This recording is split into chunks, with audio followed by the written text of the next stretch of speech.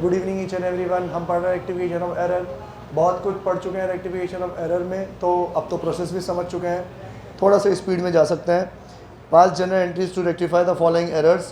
Please आप लोगों को अलग अलग इसलिए बिठाया गया है ताकि हम डिस्टर्ब ना हो, तो करना भी नहीं तो मेरा मूड ख़राब हो जाएगा। फिर आप तो मेरा नेचर जानते ही हो। 1 वाला 3 स्टार मार्क कर लो प्लीज़, 3 स्टार मार्क कर लो और लिख दो journal entry. Same to same transaction हमने जर्नल एंट्री में पढ़ा है, बस यहाँ पे एक फ़र्क यह है, उन्होंने खुद के बोल दिया, हमने एंट्री पास नहीं करी। क्या बोला उन्होंने? Material and store of 5000 and wages, material from store 5000 and wages 2000 had been used in making tools and implements for use in own factory, but no adjustment were made in the books. Same to same transaction हमने journal entry वाले chapter में पढ़ रखा है कि मैं कोई tools और इम्प्लीमेंट, मतलब औजार जिसको अपन बोलते हैं, कोई असेट बनाने के लिए अपने स्टोर में पड़ा हुआ मटेरियल यूज़ कर रहा हूँ और वेजेस यूज़ कर रहा हूँ। सर वेजेस क्या होता है? जो हमारी लेबर्स को पे करते हैं। इसका एक एग्जांपल देता हूँ मैं कि मेरा एक क्लाइंट है, उसका बड़ी बड़ी मशीन्स को रिपेयर करने का काम है, जो बोरिंग मशीन्स वगैरह आती है ना बड़ी, उसको रिपेयर करने का काम है। बहुत बड़ा उनका वर्कशॉप है, तो बड़ी ऑलरेडी बोरिंग मशीन कितनी बड़ी होती है और उस मशीन को रिपेयर करने की मशीन और कितनी बड़ी होती होगी, तो बहुत बड़ा वर्कशॉप है उसका। उसके यहाँ पे उसने सीसीटीवी कैमरा लगवाया। अब थोड़ा सा कंजूस है बेचारा, ठीक है ना, तो अब उसको पैसे बचाने थे थोड़े। उसको बोला कि यार भाई साहब, एक तो इतनी बड़ी फैक्ट्री है, इतने सारे कैमरे लगे हैं आपके, तो बड़ी स्क्रीन चाहिए। मैंने कहा रहने दो, कोई नई मॉनिटर खरीदने की ज़रूरत नहीं है, मेरे घर पे मेरा पुराना बड़ा टीवी पड़ा हुआ है। वो इडियट बॉक्स टाइप नहीं आते थे, इतने बड़े बड़े चौड़े टीवी, मतलब यूँ तो था ही सी, यूँ भी बड़ा भी था वो लंबा वाला, ठीक है, मैं वो ले आऊँगा। तो सीसीटीवी वाले ने कहा कैसी बातें कर रहे हो सर, कहाँ लगाओगे, इतने बड़े टीवी को रखने की जगह है क्या? हम जो सीसीटीवी लाएंगे उसका हम होल्डर लाएंगे, स्टैंड लाएंगे, दीवार पर लटकाएंगे उसको सामने सामने, टेंशन मत लो, मेरा इसी चीज़ का काम काज है। जैसा स्टैंड बोलोगे उसका वैसा का वैसा स्टैंड मैं खुद बना दूंगा। तो उसने सारे कबाड़े करके एक शानदार स्टैंड बना दिया, जो दीवार से हैंग कर दिया उसने, और उसके ऊपर टीवी रख दिया, उसका काम हो गया, ठीक है। अब ये जो स्टैंड बनाया, ये खुद खरीदने जाता तो कम से कम 20-25 हज़ार रुपये का बनता, लेकिन जो उसने बनाया वो उसकी गोडाउन में से मटेरियल ले लिया और अपने ही लेबर से उसने बनवा दिया। वही बात हो रही है कि मैंने जो मटेरियल यूज़ किया वो कितने का था? 5000 का, और जो मैंने मेरे लेबर से करवाया तो उनको मैं वेजेस पे करता हूँ ना, तो उनको वेजेस कितने की पे करी मैंने? 2000 की। तो मुझे ये स्टैंड कितने का पड़ा? 7000। मुझे ये टूल्स एंड इम्प्लीमेंट कितने का पड़ा? 7000। अब मैंने इसका कोई एडजस्टमेंट नहीं किया। एडजस्टमेंट नहीं किया मतलब जब मैं वो माल खरीद के लाया था तब मैंने एंट्री क्या पास करी होगी? देखो ढंग से समझना, इसमें रेक्टिफिकेशन का कोई वो नहीं है, कोई रोल नहीं है रेक्टिफिकेशन का। ये जो ट्रांजेक्शन है जर्नल एंट्री का है कि जब मैं मटेरियल परचेज करके लाया था तब मैंने एंट्री पास करी होगी, purchases account debit to cash account, है कि नहीं? है ना? जब भी मैं गुड्स खरीद के लाता हूँ तो क्या लिखता हूँ? Purchase account. और जब मैं मेरी लेबर्स को पेमेंट कर रहा था तब मैंने एंट्री क्या पास करी होगी? मैंने एंट्री पास करी होगी wages account debit to cash account. Done? मतलब मैंने इस 5000 और 2000 इसको क्या मान लिया? खर्चा मान लिया। मैंने क्या मान लिया? एक्सपेंस मान लिया ना। परचेज भी क्या है? एक्सपेंस है। वेजेस भी क्या है? मेरे लिए एक्सपेंस है। पर ये जो 7000 रुपये लगे वो मेरे लिए खर्चा थोड़ी है, उससे तो मेरा एक नया असेट बना कि नहीं बना। तो आपने खर्चा काहे को बुक कर लिया? आपको तो क्या बुक करना चाहिए था? असेट बुक करना चाहिए था। तो चलो, आपने पहले खर्चे की वैल्यू इंक्रीज कर दी, तो आपने उसको क्या कर रखा है? डेबिट। अब उसको कम करो तो क्या करोगे? क्रेडिट। और आप उसको क्या मान लोगे? असेट। असेट की वैल्यू इंक्रीज हो गई तो डेबिट। तो अब इनकी रेक्टिफिकेशन एंट्री होगी tools and implements account debit to purchases account और to wages account. 3 star mark करे कि नहीं करे आप लोगों ने? इसमें कर लिए ना? 5000 एंड 2000। लॉजिक समझ में आया कि नहीं? आज यही स्टैंड में 7000 रुपये में खरीद के लाता, डायरेक्टली खरीद के लाता, पैसे देके 7000 रुपये गिन के, तो मैं एंट्री क्या पास करता? असेट की वैल्यू इंक्रीज हो गई, डेबिट।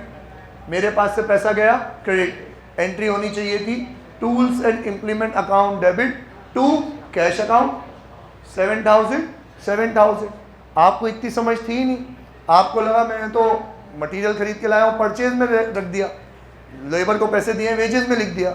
अरे लेकिन भाई परचेज में तो कौन सी चीज़ आती है जिसको आप खरीद के लाए हो, किस लिए? बेचने के लिए। जो चीज़ आप बेचोगे नहीं वो परचेज में रहनी भी नहीं चाहिए, तो काहे को परचेज को डेबिट किया? चलो उसको क्या करो, क्रेडिट। तो ये कर दिया मैंने कैंसिल, डेबिट से क्रेडिट क्या हो गया, कैंसिल। ठीक है, काहे को आपने उसको वेजेस में लिखा? वेजेस में तो वो खर्चा होता है जो मैं डे टू डे काम के लिए करता हूँ। ये तो मैंने असेट क्रिएट करा है, असेट को फर्स्ट टाइम यूज में लेने से पहले जो भी खर्चा होता है वो असेट की वैल्यू में ऐड होता है, तो उसको वेजेस के नाम से रिकॉर्ड नहीं कर सकते।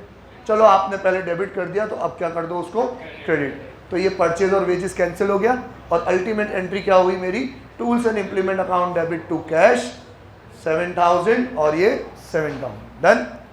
स्टार मार्क कर लो, पन्ना फोल्ड करके रख लो। ये डिफिकल्ट एंट्रीज में से है, ये लॉजिक में इतना समझाता हूँ तो समझ में आता है, तुम खुद से इस पूरे लॉजिक को रिकॉल नहीं कर पाओगे, तो ये तुम्हारे को टेस्ट से पहले भी पढ़ के आना है, एग्जाम देने जाओ भी उससे पहले भी पढ़ के जाना है। ठीक है, next, wages paid for construction of office debited to wages account. वापस से वही चूक कि अब जो वेजेस पे किए हो किसके लिए करे, ऑफिस के लिए। ऑफिस कंस्ट्रक्ट करा है तो ये तो क्या है, तुम्हारी ये बिल्डिंग असेट है, और इस गधे ने वापस से किस में लिख दिया, वेजेस में। तो भाई वेजेस तो खर्चा मान लिया, ये तो क्या है, असेट। तो चल खर्चे को कम कर और असेट को इंक्रीज कर, तो एंट्री होगी building account debit to wages account. गलती से वेजेस को डेबिट कर रखा है ना, तो उसको करेंगे अपन क्रेडिट। तो यार अब टाइम आ चुका है कि जब मैं आपको डिफरेंट काइंड्स ऑफ एरर्स पढ़ाऊँ। इस क्वेश्चन में जैसे जैसे आएगी पढ़ाता जाऊंगा, और इस क्वेश्चन के बाद में मैं एक चार्ट बना दूंगा जिसमें हम अलग अलग तरीके की गलतियां सीखेंगे।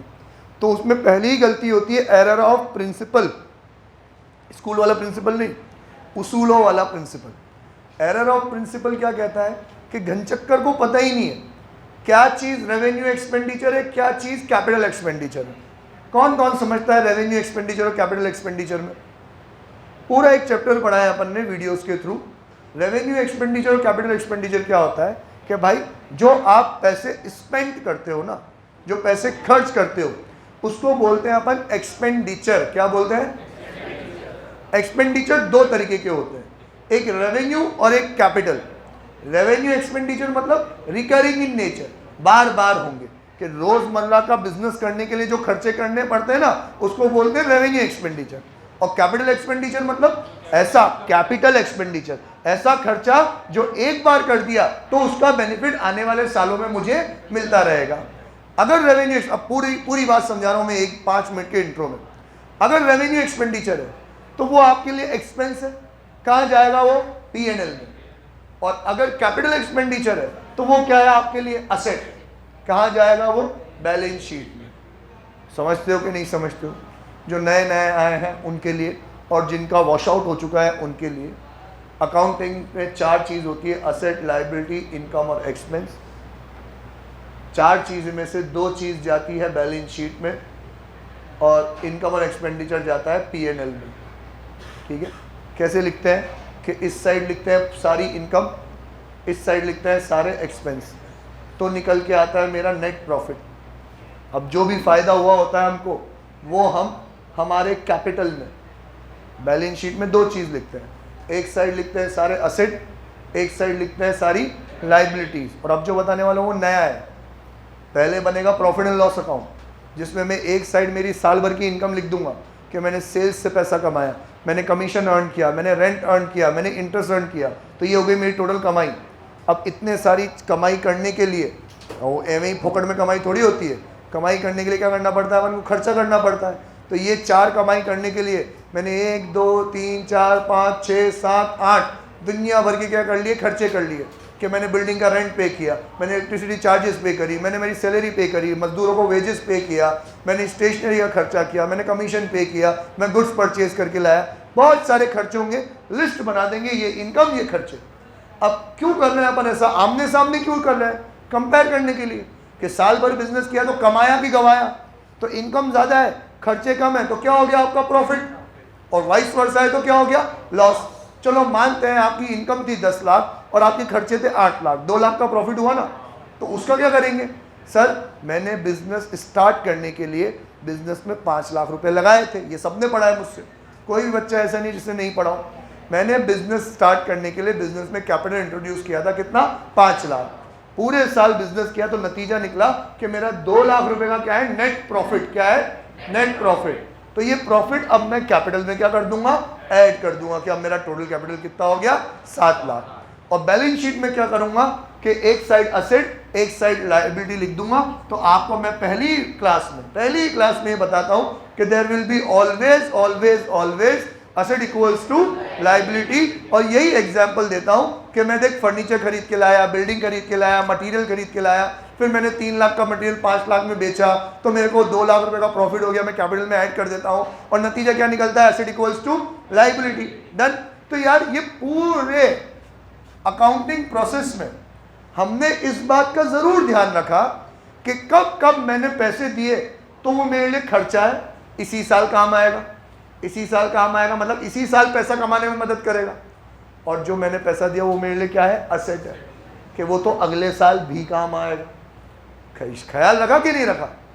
अब अगर कोई घनचक्कर इन दोनों में फर्क समझता ही ना हो कि जरूरी नहीं है कि मैंने पैसे दिया तो वो मेरे लिए एक्सपेंस ही हो, बेनिफिट इस साल मिलेगा तो एक्सपेंस, अगले साल मिलेगा तो असेट। किसी घनचक्कर को इस बारे में पता ही नहीं है तो उसने तो गधे घोड़े सब सामान कर रखे, कभी किसी को असेट मानना है, कभी किसी को एक्सपेंस मानना है। तो ऐसे गलती को अपन बोलते हैं एरर ऑफ प्रिंसिपल। क्या बोलते हैं? Error of principle. कि उसको अकाउंटिंग के बेसिक फंडामेंटल प्रिंसिपल्स भी पता नहीं है, उसको पता ही नहीं है कब एक्सपेंस मानना है, कब असेट मानना है। ऐसे ही गधे ने एक एंट्री और कर ली। पहली तो ये एंट्री थी कि भाई एक नई चीज बना रहा है, असेट होगा ये, उसने तो खर्चा मान लिया। और दूसरा भी वही एरर ऑफ प्रिंसिपल कि ऑफिस की बिल्डिंग कंस्ट्रक्ट कराई तो ये तो बिल्डिंग माननी चाहिए, तो उन्हें वेजेस क्यों मान लिया? अब आयरनी क्या है? सर असेट मानो कि एक्सपेंस मानो, दोनों ही क्या हो जाते हैं? डेबिट। तो भाई डेबिट होना चाहिए था असेट, तूने नहीं किया, उसको करो डेबिट। तूने गलती से वेजेस को डेबिट किया तो उसको करेंगे अपन क्रेडिट। क्लियर है? आ रहा है समझ में? Okay next. Wages paid 3720 was recorded in cash book as 3270। Underline करो रिकॉर्डेड और स्टार मार्क करो और लिखो एरर ऑफ कैश। क्या लिखो? Error of cash. पहली बार पूरे चैप्टर में 18वें इलस्ट्रेशन में आके एक ऐसी गलती आई जिसमें गलती किसकी है? कैश की भी है। साफ साफ बोला है कि 3720 के wages recorded in cash book. Cash book में रिकॉर्ड करने में ही क्या हो गई? गलती हो गई, मैंने गलत अमाउंट से रिकॉर्ड कर दिया। देख के बताओ, कम से रिकॉर्ड किया कि ज़्यादा से रिकॉर्ड किया? कम से रिकॉर्ड किया ना, तो और रिकॉर्ड करना पड़ेगा। जब मैं किसी को वेजेस पे करता हूँ तो एंट्री क्या पास करता हूँ? Wages account debit to cash account. ये एंट्री मैंने कम से पास करी है तो दोनों अमाउंट का डिफरेंस निकालो और डिफरेंस से एंट्री यही पास कर दो। 450 है क्या? हाँ ठीक है। Next, a cheque for 500 receive from Ashok was dishonoured and has been posted to the debit of sales return account, single star. ऐसा एक ट्रांजेक्शन अपन पहले भी कर चुके हैं कि जब किसी भाई साहब से चेक रिसीव हुआ था, वो डिसऑनर हो गया और डिसऑनर होने के बाद मैंने किसी और को डेबिट कर दिया। तो पहले तो उसमें वो जतिन वाले यस कर दो। क्या लिखा हुआ है? Debit of sales return account. कि भाई चेक डिसऑनर हुआ है तो सेल्स रिटर्न का तो कोई बात है ही नहीं इसमें, तो इन्होंने गलती से सेल्स रिटर्न को क्या कर रखा है? डेबिट। तो वो भाई साहब तो क्या होंगे? क्रेडिट होंगे ही होंगे। अब चेक डिसऑनर होता है तो आपको यही सोचना है कि डेबिट किसको करना है? किसका चेक डिसऑनर हुआ है? अशोक का, तो डेबिट भी किसको करेंगे? अशोक को। तो एंट्री पास करेंगे Ashok account debit to sales return account. अब इसकी पिछली बार भी मैंने पूरी कहानी सिखाई थी, पर तुम लोग साले बादाम खाते नहीं हो तो दिमाग तुम्हारा चलेगा नहीं, याद तुम्हें याद रहता नहीं है।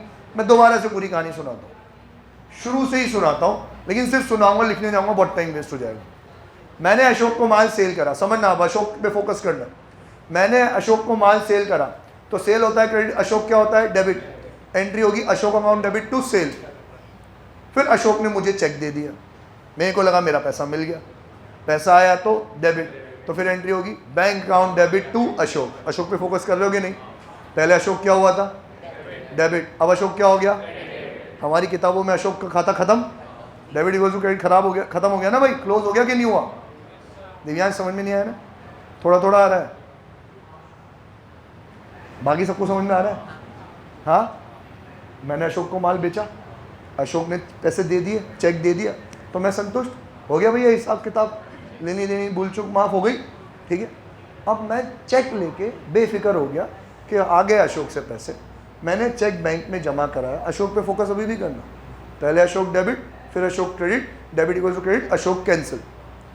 अब मैं चेक बैंक में जमा कराया तो बैंक से खबर आई, पैसा तो नहीं आया खाते में, खबर आई कि वो चेक तो क्या हो गया, डिसऑनर। तो अब ये चेक डिसऑनर हुआ तो मैं माथे किसके आऊंगा, अशोक के। अबे साले, कोई हिसाब खत्म नहीं हुआ अपना, तेरा चेक तो क्लियर ही नहीं हुआ, तो मैंने जो तेरे को क्रेडिट किया था ना, गलत किया, मैं वापस से क्या कर दूंगा तेरे को, डेबिट। फिर से तू क्या बन गया मेरा, डेटर। तो जब मैंने उससे चेक रिसीव किया, तू समझना भाई, जब मैंने उससे चेक रिसीव किया और वो चेक बैंक में जमा कराया, तब एंट्री पास करी कि पैसा आया तो debit, bank account debit to Ashok भाई साहब अकाउंट, डन। अब जब ये चेक क्लियर हुआ ही नहीं तो फिर एंट्री क्यों करूं? तो मुझे अब इस एंट्री को क्या कर देना चाहिए, रिवर्स। तो एंट्री होगी Ashok account debit to bank account. वो कह रहे हैं हमने तो बिल्कुल सही रिकॉर्ड किया था, लेकिन जब पोस्टिंग करने गए ना तो अशोक के बजाय कहाँ पोस्ट कर बैठे, सेल्स रिटर्न। गलती से सेल्स रिटर्न डेबिट हुआ है तो क्या हो जाएगा, क्रेडिट। अशोक भाई साहब को डेबिट करना था, नहीं किया है तो वो हो जाएगा debit. Ashok to sales return, देख लो आ रहा कि नहीं आ रहा, आ रहा। 10,000 paid to Gopal furniture store for the purchase of furniture as per their cash memo, underline कर लो please, as per their cash memo. What do you mean by cash memo? Aastha, bill और कुछ आगे कुछ ऐड करना है क्या तेरे को? वाउचर और कुछ? कैश का बिल मतलब कैश मेमो ये डिनोट करता है कि मैंने ये फर्नीचर कैसे खरीदा है, कैश में परचेज। और अगर मैं फर्नीचर कैश में परचेज करता हूँ, फर्नीचर असेट है, आया मेरे पास, असेट की वैल्यू इंक्रीज हो गई तो डेबिट। एंट्री होगी furniture account debit to cash account, cheque से दिया है तो बैंक अकाउंट, डन। अब देखो इनसे गलती क्या हुई, इनसे गलती हुई वर डेबिटेड टू फर्नीचर अकाउंट। तो मैं क्या कह रहा हूँ, गलत है, इनसे कोई गलती नहीं। ये तो तुम्हें मामू बनाना चाहते हैं, अब्दुल सर की भाषा में बोले तो अपन क्या बना रहे हैं तुम्हें, मामू। ये यूँ जता रहा है कि यार मुझसे कुछ गलती होगी, लेकिन तुम्हें पता होना चाहिए कोई गलती नहीं हुई भाई। आप फर्नीचर कैश में परचेज करके लाया तो कैश अकाउंट, फर्नीचर अकाउंट ही डेबिट होगा। हाँ, कोई नादान बच्चा, बालक, वो यूँ सोच सकता है यार मैंने पैसे किसको दिए, गोपाल फर्नीचर हाउस को, तो मैंने उनको पैसे दिए तो एंट्री क्या होनी चाहिए, गोपाल फर्नीचर टू बैंक, तो गोपाल फर्नीचर डेबिट होना चाहिए। इन्होंने तो फर्नीचर को डेबिट कर दिया है, और वो तो जतिन की तो आदत लग चुकी है डेबिटेड टू, यस, कि फर्नीचर गलती से डेबिट हुआ है तो उसको क्या करोगे आप, क्रेडिट। और अब वो सोचेगा डेबिट किसको करूँगा, तो यहाँ तो गोपाल फर्नीचर दिख रहा है, गई भैंस पानी में।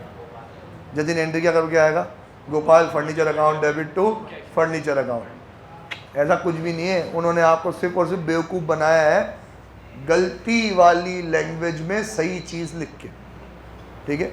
फर्नीचर ही डेबिट होना चाहिए था, फर्नीचर ही डेबिट होगा, ठीक है। स्टार मार्क कर लो इस पे please. There were 3 compensatory error, underline करो कंपनसेटरी एरर। और इसके फर्स्ट और सेकंड को, जो ये क्वेश्चन है, इसका फर्स्ट और सेकंड को ऐसे ब्रैकेट में मार्क करके लिख दो, पर आपसे ब्रैकेट मार्क होगा कैसे, वो तो अलग अलग पेज पे है। तो इन फर्स्ट और सेकंड के आगे लिख दो एरर ऑफ प्रिंसिपल, दोनों पे। फर्स्ट, अरे ओए ओए ओए रुक जा, कंपनसेटरी एरर पे नहीं, इस क्वेश्चन के नंबर 1 और नंबर 2 पे। कौन सा ये भी, अबे ढक्कन, क्वेश्चन का नंबर 1 मतलब एक तो मटेरियल फ्रॉम स्टोर वाला और एक वेजेस पेड वाला। हाँ, जल गई ट्यूबलाइट।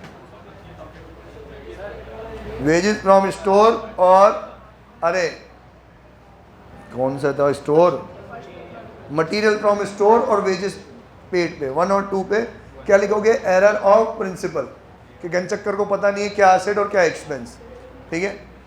और ये जो लास्ट वाला भी अपन ने पढ़ा उसमें अंडरलाइन कर दो कंपनसेटरी एरर। तो ये दूसरी कैटेगरी एरर की, कंपनसेटिंग एरर। कंपनसेटिंग एरर कौन सी होती है कि ऐसी मल्टीपल एरर्स, एक से ज्यादा एरर हमेशा। कंपनसेटिंग एरर मतलब मीनल, कंपनसेटिंग एरर मतलब मल्टीपल एरर, एक से ज्यादा एरर, और ऐसा कॉम्बिनेशन जिसमें दूसरी वाली गलती नहीं। यहां देख लो प्लीज सब, मल्टीपल एरर मतलब दो या दो से ज्यादा ऐसी एरर कि जिसमें दूसरी वाली गलती ने पहली वाली गलती पे पर्दा ढक दिया।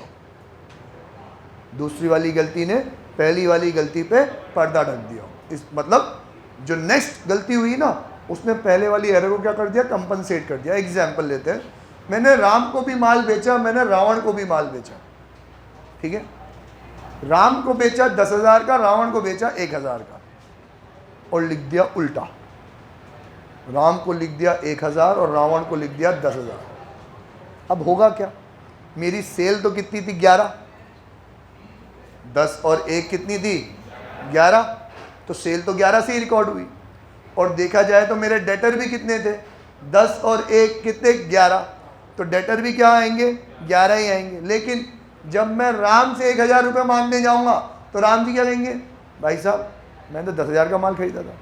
और जब मैं रावण से 1 के बदले में 10 मांगने जाऊंगा तो गजब कमाते आएगा, अबे ओ दूंगा तेरे को शाप है, क्या मांग रहा है ये। समझो, ऐसी मल्टीपल एरर जिसने एक दूसरे पे पर्दा तो ढका है लेकिन उसको रेक्टिफाई नहीं किया है। गलती तो अभी भी पर्दे के पीछे एग्जिस्ट करती है। अब देखो दोनों चीज़ों में फ़र्क समझो। मैंने राम को ही 2 बार माल बेचा, एक बार 10,000, दूसरी बार 1,000, और गलती क्या करी, पहली बार जो 10,000 बेचा था उसमें लिख दिया 1,000, दूसरी बार जो 1,000 बेचा था उसमें लिख दिया 10,000। तो मांगूंगा तो राम से ही पूरे 11। तो गलती 2 बार हुई, लेकिन एक गलती ने दूसरी गलती को एलिमिनेट ही कर दिया। उसका इफेक्ट ही, गलत जो इफेक्ट था ना उसका, वही खत्म कर दिया। तो ये कंपनसेटरी एरर नहीं है। कंपनसेटरी एरर ऐसी कि जिसमें 2 गलतियां मिलके एक दूसरे को ढक दे। गलतियां खत्म नहीं हो रही, गलतियां तो अभी भी है। और अगर टेक्निकल भाषा में कहूं तो ऐसी मल्टीपल एरर जिनके कंबाइंड इफेक्ट की वजह से ट्रायल बैलेंस टैली हो जाता है।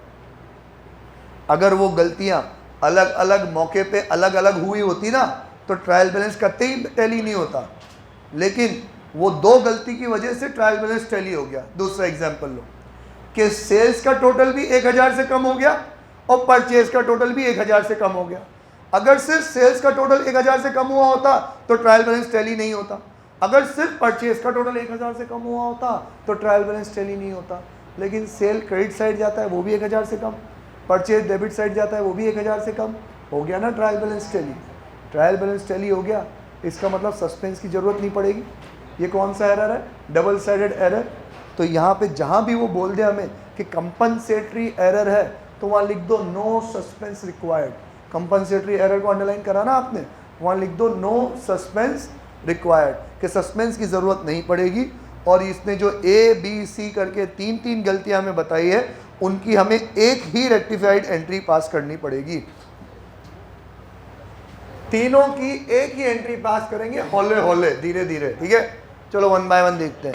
पहली गलती, purchase return book was overcast bye 100।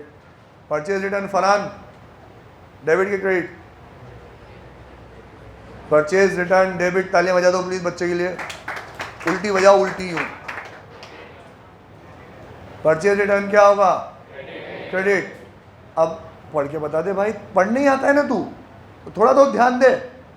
Purchase return क्या हो रहा है, ज़्यादा हो रहा है कि कम हो रहा है, ज़्यादा, तो ज़्यादा से क्रेडिट हुआ है। सही करने के लिए क्या करेंगे अपन, डेबिट, तो एंट्री होगी परचेजेज रिटर्न अकाउंट, कितने से, 100 से। चलो हो गया, अगला आओ। Second, discount allowed to Mahesh 80 has not been posted to discount allowed account. मैंने महेश को डिस्काउंट अलाउ किया है, सोच के जवाब देना। हम अगर किसी को डिस्काउंट देते हैं तो फ़ायदा के नुकसान, अच्छी बात बुरी बात, इनकम के एक्सपेंस, एक्सपेंस क्या होता है, डेबिट के क्रेडिट, डेबिट। तो डिस्काउंट अलाउड अकाउंट क्या होना चाहिए था, डेबिट। वो कह रहा है मैंने तो पोस्ट ही नहीं किया, ठीक है भाई मत कर, डेबिट करना चाहिए था, हम कर देते हैं। तो यहाँ पे आ जाएगा डिस्काउंट अलाउड अकाउंट डेबिट, कितना 80। अगला भाई, the total of one page of sales book was carried forward to the next page as 680 instead of 860। रुक जाना ढंग से पढ़ लो, पहले पढ़ लिया। सही वाला अमाउंट कौन सा है, हैंड रेज करना जिसको आता हो। दो अमाउंट दे रखे ना, उनमें सही वाला कौन सा है, हैंड रेज करना प्लीज, बताना नहीं। अबे हैंड रेज करना नहीं समझता, टोपी।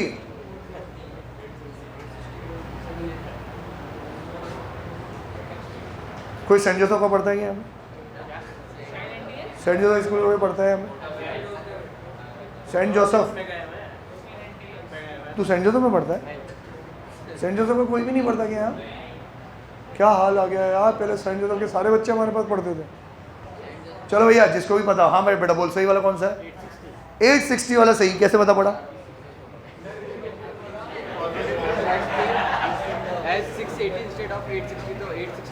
इंस्टेड से हमें पता पड़ा कि इसके बदले में, मतलब सही तो क्या है 860, 860 के बदले में कितना आ गया 680। फर्क कितने का आया 180। मैंने ज्यादा से रिकॉर्ड किया है कि कम से? कम से रिकॉर्ड किया है, तो सेल्स क्या हो गई कम। सेल्स क्या होती है, क्रेडिट। कम क्रेडिट किया है तो और क्रेडिट कर देंगे, डिफरेंस निकालो कितने का है 180। दोनों का डिफरेंस कितने का आएगा 180। तो मैं यहाँ लिखूंगा टू सेल्स अकाउंट 180। तो देखो कंपनसेटरी एरर का सबूत, एक नहीं तीन गलतियां हुई, लेकिन तीन गलतियां इस प्रकार से हुई कि हमारा जो ट्रायल बैलेंस था वो क्या हो गया, टैली हो गया। डेबिट में भी 180 कम गया था, क्रेडिट में भी 180 कम गया था, तो अपने आप एंट्री भी कंप्लीट हो गई, सस्पेंस की जरूरत नहीं पड़ी हमें। ठीक है, इलस्ट्रेशन नंबर 19।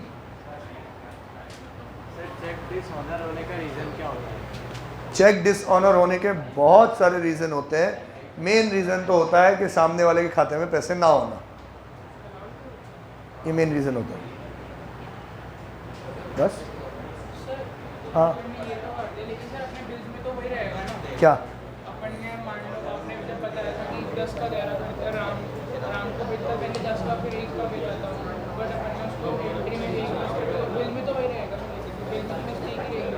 बिल में तो मिस्टेक थी ही नहीं, गलती तो मैंने अकाउंटिंग में करी थी।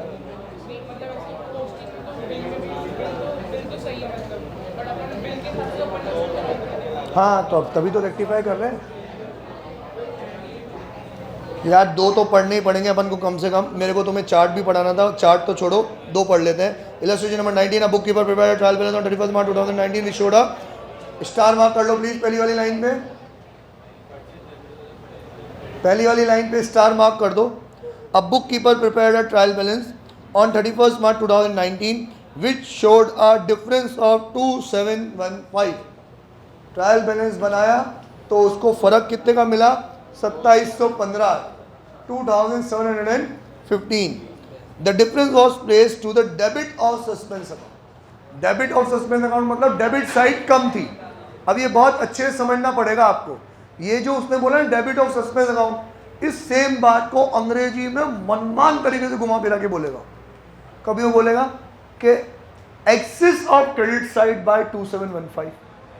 एक्सिस ऑफ क्रेडिट साइड मतलब क्रेडिट साइड का टोटल क्या था, ज़्यादा था। अब क्रेडिट साइड का टोटल ज़्यादा था, हमें दोनों को बराबर करने के लिए तो डिफरेंस क्या डालना पड़ेगा, डेबिट साइड में। तो हमें समझ में आ गया कि भाई सस्पेंस अकाउंट क्या हुआ है, डेबिट हुआ है। ये तो सिंपल वाला है, इसने तो खुद ने ही बोल दिया कि सस्पेंस के कौन सी साइड डाला है अपन ने, डेबिट साइड। इसका मतलब जब अपन सस्पेंस अकाउंट बनाएंगे तो वहाँ पे पहले ही डेबिट साइड में लिखेंगे 2715 टू डिफरेंस एज पर या in trial balance.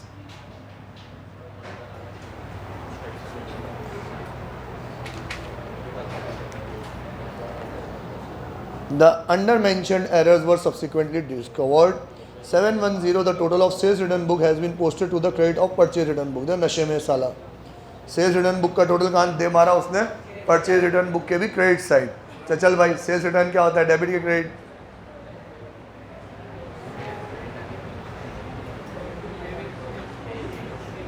Sales return क्या होता है, डेबिट। आपने नहीं किया तो इसको करो डेबिट। इन्होंने क्या कर दिया, परचेज रिटर्न को क्रेडिट, तो उसको भी क्या करेंगे, डेबिट। दोनों भाई डेबिट में तो सस्पेंस क्या हो जाएगा, क्रेडिट। अब सस्पेंस अमाउंट क्रेडिट हो रहा है तो क्रेडिट साइड में लिखेंगे अपन बाय सेल्स रिटर्न और बाय परचेज रिटर्न। अमाउंट बताना 710, तो दोनों बार 710 710। आप लोग अपनी बुक में सस्पेंस अकाउंट नहीं देखना, आप लोग अपनी बुक में एंट्री देखना। एंट्री सही हो रही है क्या? एंट्री हो रही है sales return account debit 710, purchase return account debit 710 suspense account 1420 आ रहा। सस्पेंस अकाउंट क्रेडिट हो रहा है 1420 से, तो क्रेडिट साइड में लिखेंगे। क्या लिखेंगे? जो चीज डेबिट हो रही है, दो चीज डेबिट हो रही है, दोनों लिख दिया। अमाउंट कौन सा? जो सस्पेंस के सामने 1420, पर किसके सामने लिखें? कंफ्यूजन। तो ब्रेकअप है मेरे पास? हाँ है, 710 710 1420 ही होते हैं, तो ब्रेकअप में लिख दो। अगर ये इन दोनों का टोटल उस एंट्री में 1420 ना होता तो फिर मैं दोनों का नाम भी ना लिखता।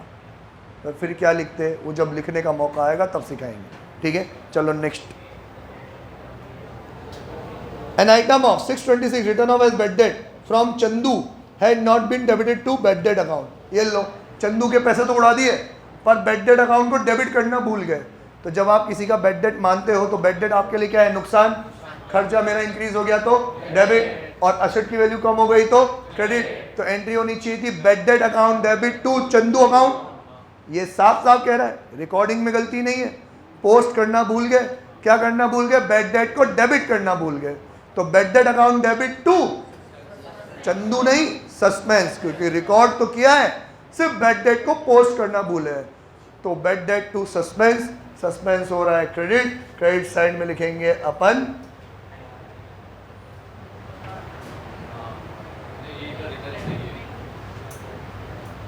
थैंक यू यार जतिन। कितना अमाउंट? अगला, इसीलिए जतिन को मैं आगे बिठाता हूँ, गलतियाँ सुधार देता है मेरी। Goods sold to X and Y 1600 1200 respectively but were recorded in the sales book as 1200 and 1600। वही वो सोहन मोहन वाली गलती हुई कि नहीं हुई? हाँ यही तो गलती हुई ना कि भाई दिव्यांग तेरे को समझ में आ रहा है क्या? मेरे को ऐसा लग रहा है कि तू तो ये देख रहा है दुनिया कहाँ चल रही है, ठीक है? आ रहा है पक्का? ओके।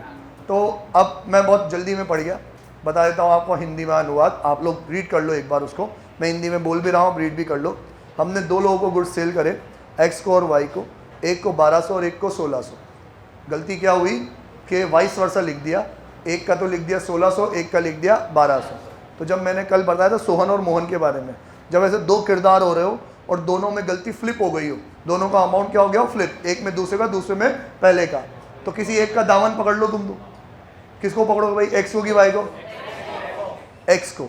तो मुझे ये देख के बताओ, एक्स को कितने का माल सेल किया था और कितने से रिकॉर्ड कर लिया? 1600 से सेल किया था, रिकॉर्ड कितने से कर लिया? 1200।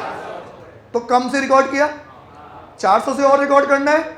हम सेल कर रहे हैं तो सेल क्रेडिट है, तो एक्स क्या हो जाएगा? डेबिट। तो एक्स को 400 से और डेबिट करना है। एक्स को डेबिट करना है तो वाई को क्या करना है?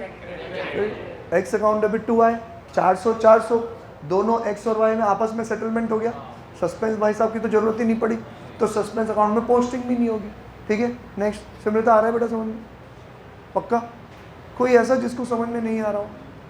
सच्ची तुम्हें समझ में नहीं आ रहा है, इसमें तुम्हारी कोई गलती नहीं है, मेरे पढ़ाने में ही दोष है, ऐसा तुम्हें मानना है ना? और पूछना है कि मुझे समझ में नहीं आया, ऐसा है नहीं। पक्का ना?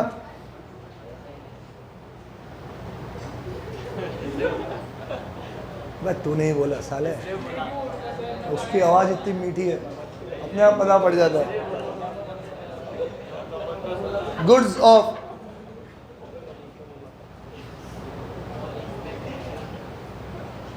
नमन, तू नहीं बोला था? अबे थाले। Goods of 850 were return to Bharadwaj, it was recorded in purchase book as 580।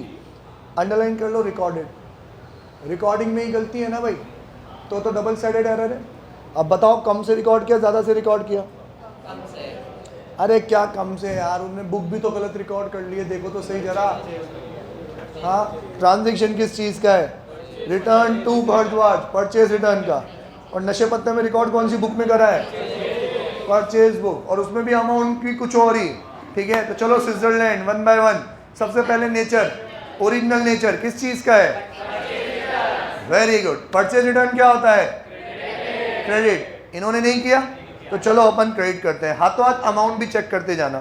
तो पहली एंट्री होगी टू परचेज रिटर्न अकाउंट, कितने से, जो एक्चुअल ट्रांजेक्शन है जितने का, कितने का 850, ठीक है।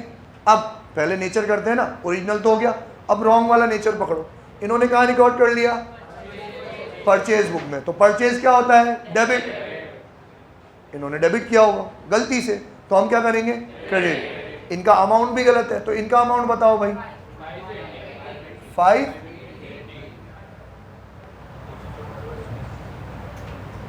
580, डन, नेचर शिफ्टा। अब चलो किसकी तरफ, पार्टी की तरफ। पार्टी को तो कंपेयर करना पड़ेगा, एज पर ओरिजिनल कहाँ जाना था, एज पर रॉन्ग कहाँ पहुँच गए। तो ये खड़ी है पार्टी, ये हमारा फरहान लेके आया बड़ी सी उड़न तश्तरी, ठीक है, okay. As per original nature purchase return credit होता है, तो पार्टी को कहाँ जाना है, डेबिट। तो पार्टी भाई साहब तैयार बैठी है कहाँ जाने के लिए, 850 से डेबिट जाने के लिए। हमारे फरहान साहब रिकॉर्ड कहाँ कर लिया, परचेज में। परचेज क्या होता है, डेबिट। तो ये भाई साहब पार्टी को कहाँ ले गए, क्रेडिट, वो भी कितने से, 580 से। पार्टी लपक के माथे आएगी, हाँ 2-4 लाख घुसे भी देगी इसको। कितने से डिस्टेंस ट्रेवल करना पड़ेगा, यहाँ से यहाँ तक जाना पड़ेगा, 1430। देखो ज़रा, 1430 से क्या करना पड़ेगा, डेबिट करो। कौन है पार्टी, भारद्वाज, तो तोड़ा नाम, Bhardwaj account debit 1430,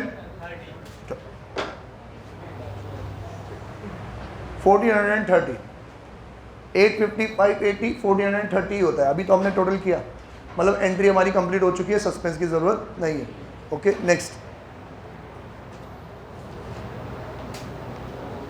An amount of 675 for a credit sale to Govind, although correctly entered in the sales book, has been wrongly posted as 756। चलो मजा आ गया भाई, सेल का ट्रांजैक्शन है, सेल बुक में रिकॉर्ड भी हुआ है, तो सेल में तो प्रॉब्लम नहीं है, पार्टी में ही प्रॉब्लम है।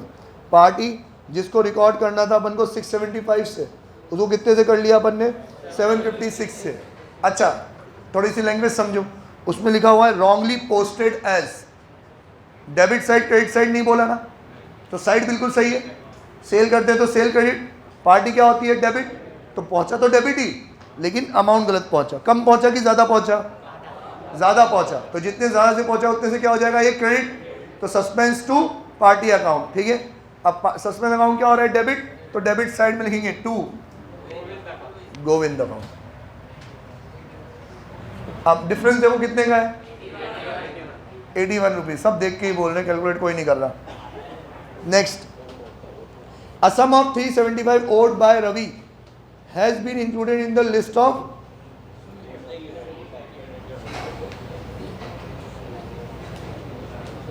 स्टार मार्क कर दो प्लीज, 3 स्टार मार्क कर दो, 4 कर दो, 5 कर दो, सुपर स्टार लिख दो उसके आगे। मेरा नाम लिखना चाहो मेरा नाम भी लिख सकते हो आप। अच्छा आप सुनो क्या कह रहा है ये, पहले तो अंडरलाइन करो, ओव्ड बाय रवि। ओव्ड बाय रवि मतलब रवि से लेने हैं कि रवि को देने हैं। अबे धिक्कार है तुम्हारी जिंदगी में, सुसाइड करो सालो। लेने हैं। तुमको मैंने ओव की कहानी सुनाई है, हाँ, कि मेरी कजिन बहन उसके फियांसी को लव लेटर लिख रही थी, बताया नहीं बताया तुम लोगों को, आई ओव यू। तब जाके मुझे समझ में आया कि मेरी बहन की ज़िंदगी कर्जे में आ चुकी है उसके फियांसी के। तुम नहीं समझ पाओगे यार ये, यार खैर तुम मुझसे ज़्यादा समझते हो, लेकिन फिर भी ओव यू का मतलब क्या है, कर्जा है। तो जो बंदा ओव करता है उसके ऊपर कर्जा है। यहाँ देखो कौन ओव कर रहा है, ओव्ड बाय रवि, मतलब कर्जे में कौन है, रवि।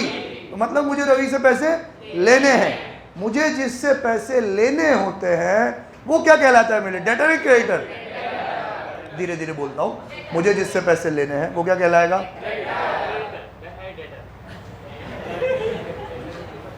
अभी टाइम ऐसा आएगा मैं खुद धक्का दूंगा तुम्हें छत पे से। हाँ कोई बात नहीं है, तो क्या वो मेरे लिए डेटर। अब गलती पढ़ो, उन्होंने क्या कर दिया, has been included in the list of sundry creditor. जो बंदा मेरा डेटर था उसको मैंने किसकी लिस्ट में लिख दिया, क्रेडिटर की लिस्ट में लिख दिया। अब देखो, मैंने कोई रवि का अकाउंट गलत नहीं बनाया, रवि के अकाउंट में कोई बैलेंस गलत नहीं है, उनकी कोई पोस्टिंग गलत नहीं है, तो रवि के अकाउंट से रिलेटेड कोई लेना देना नहीं है। लेना देना तो क्या है कि अब अगर तुम समझ पाओ तो वैसे बहुत सिंपल सी चीज़ है कि जब हम ट्रायल बैलेंस बनाते हैं तो जितने भी अकाउंट होते हैं सबका इंडिविजुअल नेम लिखते हैं, है ना, सारे एसेट, लायबिलिटी, इनकम और एक्सपेंस। अब इन एसेट लायबिलिटी में सन्ड्री डेटर्स भी होते हैं, सन्ड्री क्रेडिटर्स भी होते हैं। अब जितना बड़ा बिजनेस उतने ज़्यादा डेटर क्रेडिटर होंगे, तो वो डेटर और क्रेडिटर की वजह से ट्रायल बैलेंस जो है ना वो बहुत लंबा हो जाता है। सबके अलग अलग नाम लिखने पड़ेंगे तो बहुत लंबा ट्रायल बैलेंस हो जाता है, देखने में सही लगता नहीं है, क्योंकि समरी है ना यार, ये तो समरी तो छोटी होनी चाहिए एक पेज की।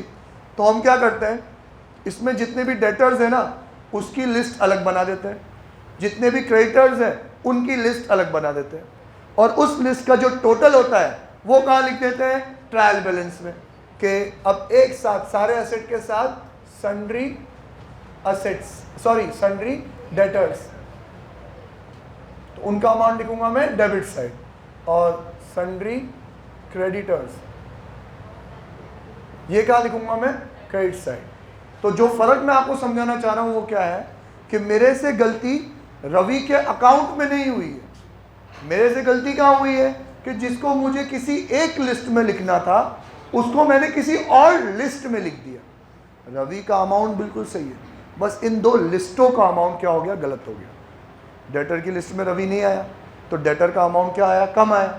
मुझे डेटर का अमाउंट बढ़ाना है, एसेट की वैल्यू इंक्रीज करनी है तो डेबिट, तो मैं एंट्री करूंगा, लिस्ट का नाम लिखूंगा, अकाउंट का नाम लिखूंगा, रवि का अकाउंट नहीं लिखूंगा क्योंकि रवि का अमाउंट बिल्कुल सही है, तो मैं लिखूंगा सन्ड्री डेटर्स अकाउंट डेबिट। और सन्ड्री क्रेडिटर्स में उसका नाम चला गया तो फालतू में लिस्ट लंबी हो गई, है कि नहीं, अमाउंट ज़्यादा हो गया क्रेडिटर्स का, वो तो क्रेडिटर है ही नहीं। क्रेडिटर क्या है मेरे लिए, लाइबिलिटी ज़्यादा हो गई, मुझे क्या करनी है, कम, तो ये लाइबिलिटी भी क्या करनी है, कम करनी है, तो डेबिट, तो सन्ड्री क्रेडिटर्स भी क्या हो जाएगा, डेबिट। तो दोनों लिस्ट के नाम रवि अकाउंट नहीं, वापस से क्या मैं तुम्हें ये समझा पाने में सक्षम हूँ कि रवि अकाउंट अगर लिख देता तो रवि का बैलेंस तो ऑलरेडी सही था, अब उसमें मैं अमाउंट ऐड ऑन कर देता तो उसका बैलेंस बढ़ जाता।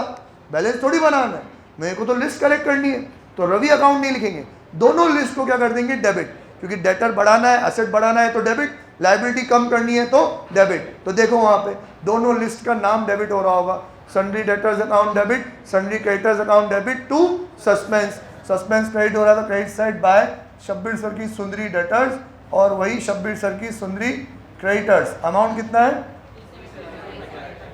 375 और 375।